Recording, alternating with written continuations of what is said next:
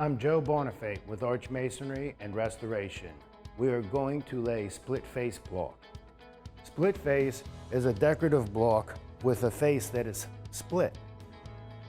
Block plants will make two blocks stuck together, push them through a splitter, which is what gives the face this finishing texture.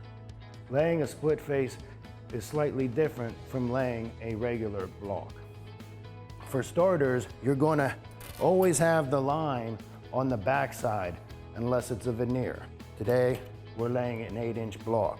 So our line would be here, which means we're going to lift over the line.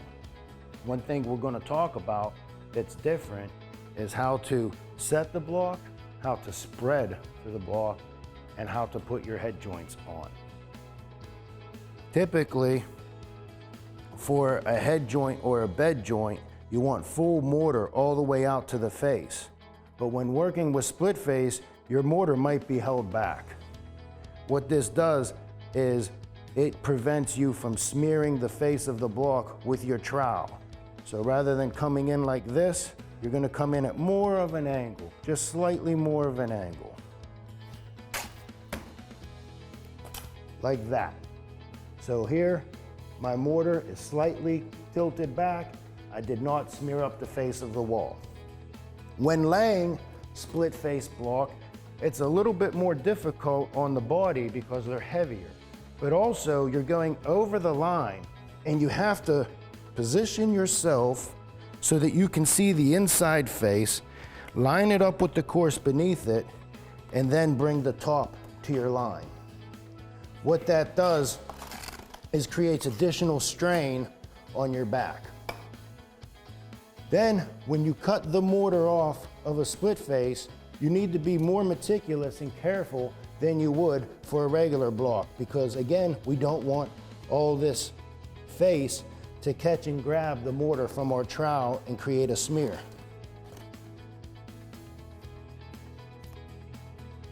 When spreading for a split face wall, it's very important that you have a good, heavy mortar on the rear and that you're lighter and thinner on the face.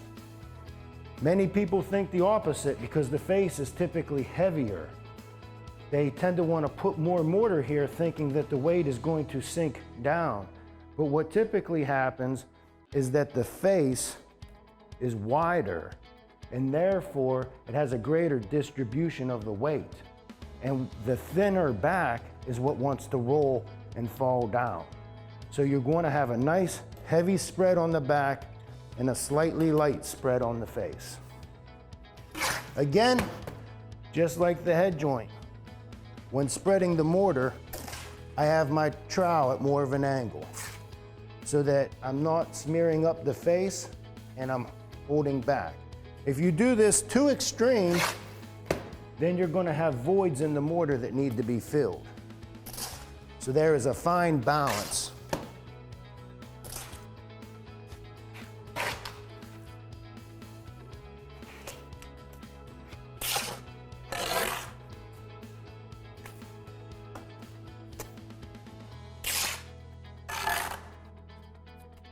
You can see I have much more mortar in the back than I do in the front.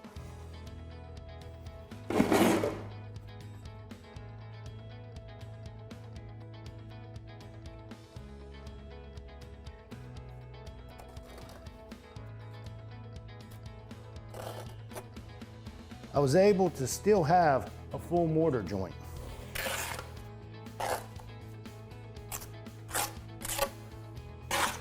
Putting that head joint on, careful not to smear the wall.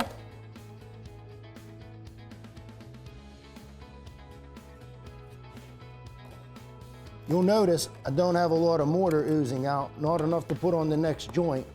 That's because of the way I was careful not to smear up the face of the wall.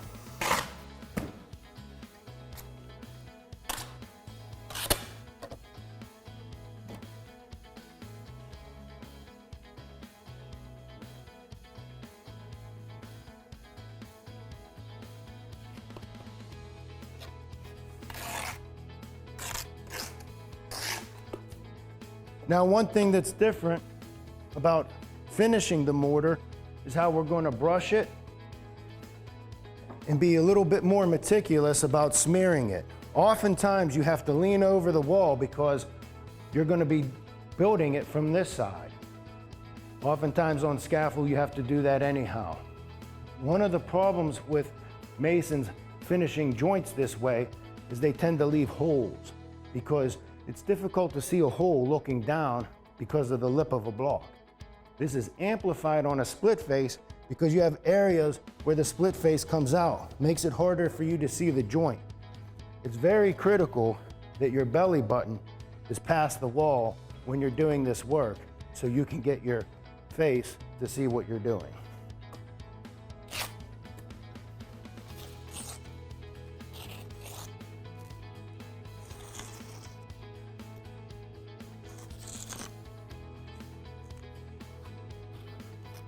Oftentimes, when you're working down a scaffold and leaning over a wall like this, you don't want to have to come back through twice. So what you're going to do is have your brush right next to you.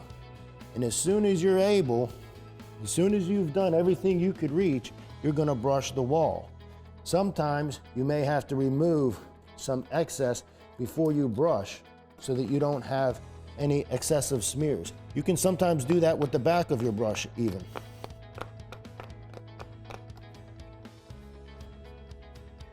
And you can see when I'm brushing a split face wall, being a little bit more deliberate with my motions. I'm still coming at a 45-degree angle. I am smearing a little bit. And then I'm going to remove the brush strokes with the smaller end of the striker by lightly going over it.